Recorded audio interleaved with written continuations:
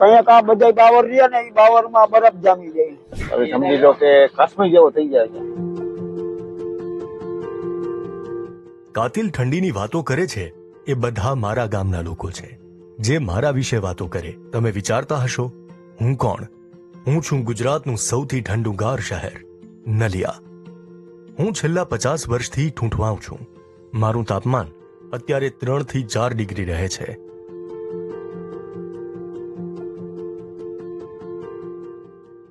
મારા શહેરનું જનજીવન ઠંડીથી એટલું પ્રભાવિત છે કે સૂરજ જેમ જેમ ઢળતો જાય એમ લોકો કામકાજથી પરવારીને પોતાના ઘરે પહોંચી જાય.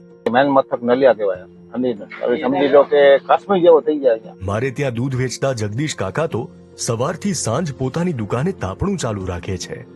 બહુ જ હોય છે. સવારથી કરીને આખો દિવસ સુધી અમારે તાપણું કરવું પડે છે અને અમે પોતે દુકાન 8 વાગે બંધ કરીને ભાગી જઈએ છીએ.